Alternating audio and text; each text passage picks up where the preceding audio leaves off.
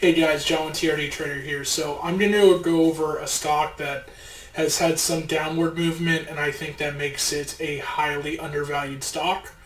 And I'm going to start to bring you more stocks that are oversold and potentially undervalued as I built a screener for myself, and I'll be going through that occasionally. But so here's the stock I spotted as of today. I'm going to be looking at Smith & Wesson, which is SWBI. So here we have Smith & Wesson SWBI. If we go to the 3-month chart, let's go back to the 1-year chart. You'll see that Smith & Wesson, for the most part, has been hanging out around. It has a pretty hard floor at about $15, $16. And then it's slowly been, it's been breaking through resistance and increasing up to about 20. There was some weird, that maybe with earnings or whatnot, where it spiked up to 39 a couple months ago, and it fell over just the past couple of weeks, about the last 2 weeks, down to 23.5. And so what I like about this company is I think it's really undervalued. So if we look at some key statistics about the company, so revenue doubled over the last year.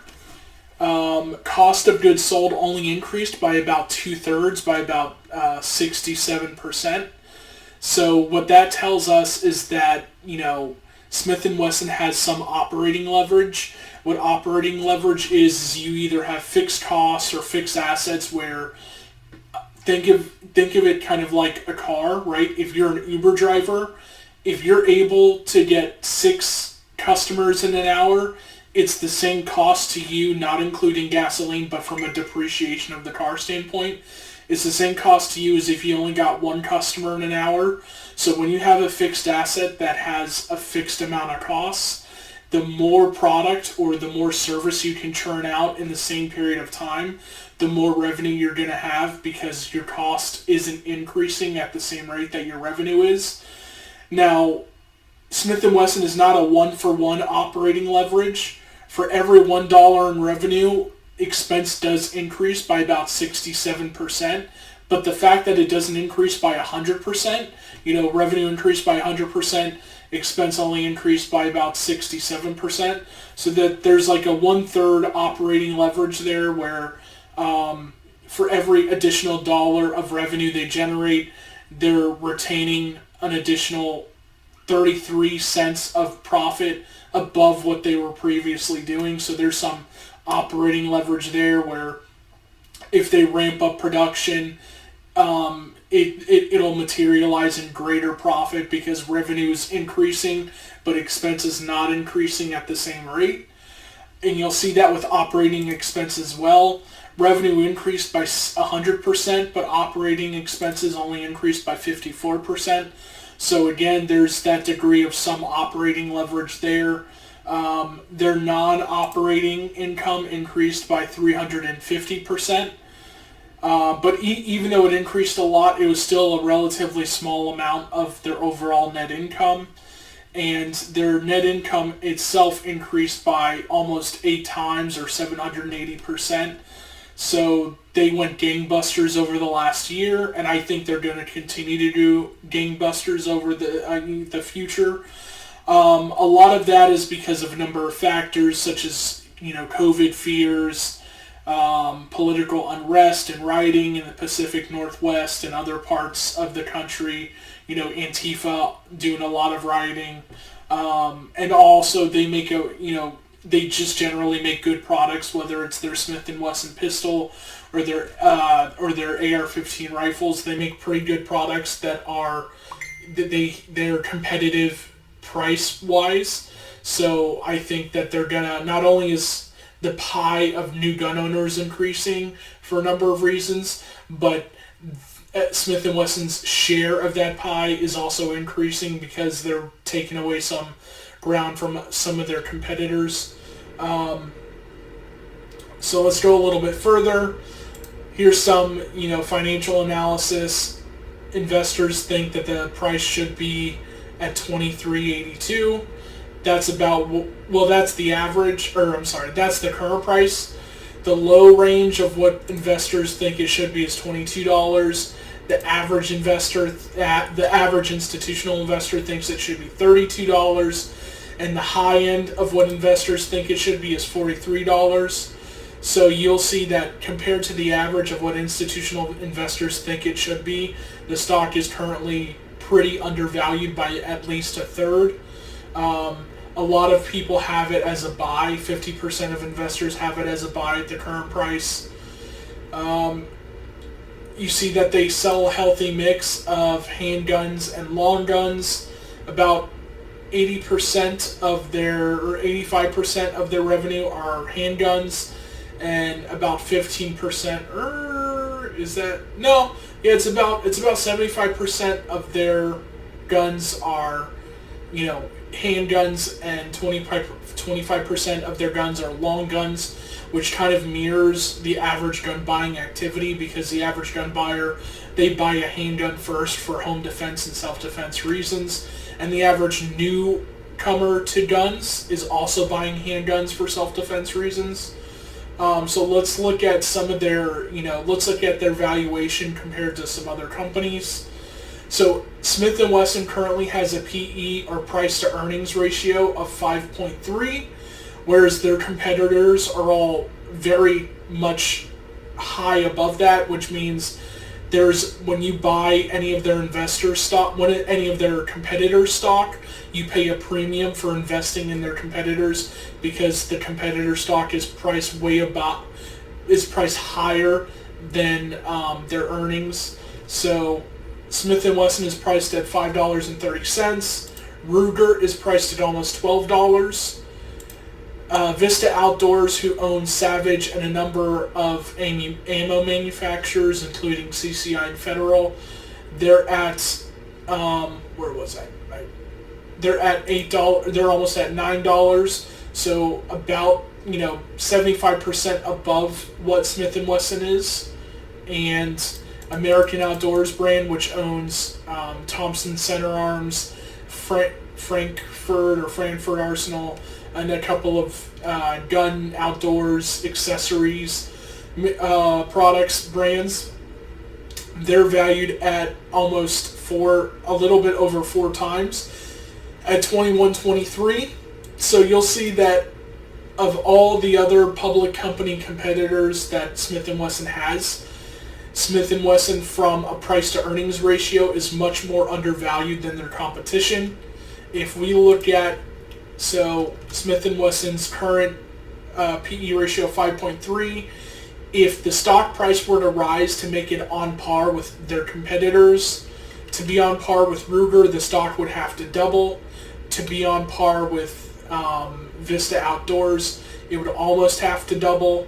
To be on par with American Outdoors, it would have to almost quadruple. And if you take the average of the industry, of the public company industry, it would have to double to 52.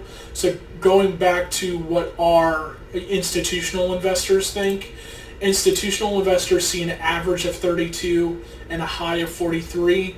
So just looking at the industry average, industry average would indicate probably a doubling to 52. But even still, if it just goes to the average of 32, the average of what these institutional investors believe, that's still a 33% increase in value. So, if it doubles, great. If it doesn't double, it should at the very least do a 33% increase.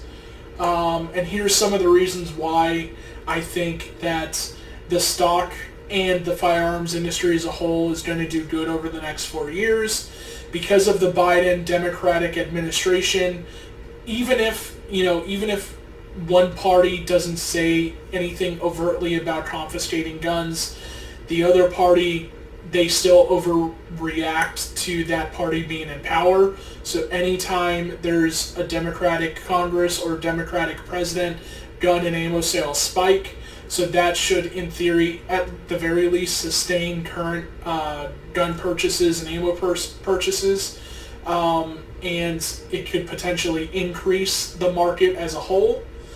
There's continued political unrest, even though the news doesn't cover it. There's still some sporadic Antifa riots in the Pacific Northwest, and there's still the occasional political unrest throughout the country. So that should be good for, continued ammo and gun sales. The recent news about the COVID Delta variant, one of the main drivers of the large increase of gun and ammo market in the past 3 or 4 years has been COVID, especially in the last year throughout 2020. So the news of a COVID Delta variant will drive further sales, especially among those who are in the middle or left of center. And the people who are in the middle and left of center have been the largest drivers in the increase in gun sales. Traditionally, gun sales has been limited to, whites, Republicans, conservatives. Increasingly, the gun market and the ammo market is increasing to younger people and minority ethnicities, and it's becoming a bigger umbrella across, a multitude of American demographics.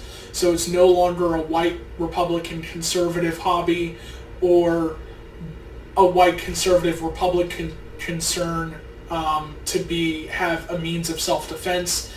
The gun ownership has now, spread itself out to a number of diverse demographics, which is a good thing for the gun and ammo industry, as that industry will continue to expand. M&P pistols themselves are a capable and highly ergonomic pistol.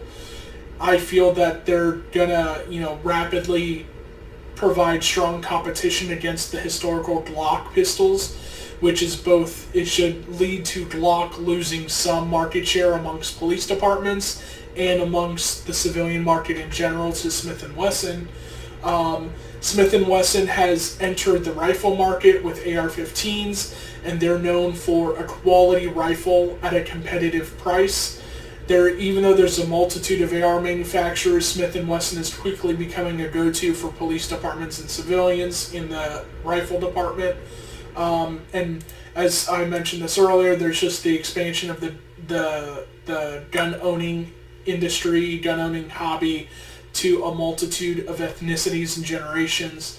And so these are some of the reasons why I feel that the gun market in general will expand and Smith & Wesson's profitability and future stock price will expand. Here's some tidbits. Throughout 2020, the FBI shows a record number of background checks. 2020 had a 40% increase of background checks for gun purchases over the prior year. Like I said, a lot of that was due to, COVID, political unrest, and riots across the country. But also that's due to people who are in the middle or left of center now adopting gun culture, either as a means of defense or as a hobby, which is a good thing for that hobby in general and for ammo and gun manufacturers. Here's some further details. CNN shows that one of the top 10 most popular sold rifles was the Smith & Wesson M&P 15 and the Smith & Wesson M&P Sport 2. This is based on the National Shooting Sports Foundation data, which collects data about, as it says in the name, the various shooting sports. And then you'll see here's Gunbroker, which is one of the most popular online areas to buy a gun, one of the most popular online websites to buy a gun. Their most popular firearms in terms of rifles throughout the year for 2020 was, again, the M&P Sport 2 and the M&P 15, And one of their most popular revolvers was the Smith & Wesson M&P Bodyguard 38. So here you see Smith & Wesson makes a quality pistol that's only 15 years old, and it's quickly gaining ground amongst civilian and law enforcement. They make a quality rifle that has quickly become one of the premier AR-15s sold to new gun buyers in 2020. and they already make a suite of quality revolvers. That's what they're historically known for, is their revolvers. So they're pretty strong in the rifle, pistol, revolver market for the gun industry. And so for the number of reasons that the gun industry is expanding, I think Smith & Wesson's market share will expand. We've already seen that their financial shows that they've expanded greatly over the last 2020. And for that reason, just based on their current expansion, they're undervalued by at least 33%, according to institutional investors. And in my opinion, they're probably undervalued by at least 50%. I think they should be at probably a $52 mark based on the industry average. And so that's just based on current financials. If they continue to do great in the future because of COVID Delta variant, or because of political unrest, or because if, Biden comes out and says, he makes political statements about gun confiscation or gun regulation, even if he doesn't make them, if just conservatives or people who are right of center interpret that from what he says, that will lead to increased gun sales. And so for all these reasons, I think Smith & Wesson is a strong buy. And if we just look at some real quick options real quick. So right here, for me personally, I'd be pretty damn comfortable buying stock at $23 per. And if I were to sell puts for that end August 20th, which is almost, right, it's almost a month from now, 28 days, you can get $1.75 per $22.50 put. So if we do the math here, you put up $22.50 of capital in escrow, and then you're going to get $1.75 in premium. Assuming that the stock stays above $22.50, you're going to get an 8% return, almost an 8% return over the next month, which is equal to a 1.9% return over 2 weeks. So here you see, if you sell puts on a company that, in my opinion, if it falls below $22.50, which is highly unlikely, even still you'd want to own the stock at $22.50. If it does fall below $22.50, I want to buy it. If it doesn't fall below $22.50, I can still make almost 2% a week selling puts on it. So this is a stock I'm really jazzed about, and one that when I have more money to contribute to my accounts, I'm definitely going to be investing in this stock when I roll over my 401k into my IRA, and I'm also looking to put money in this stock when I'm able to contribute more money to my day trading account. So this is one stock I really like.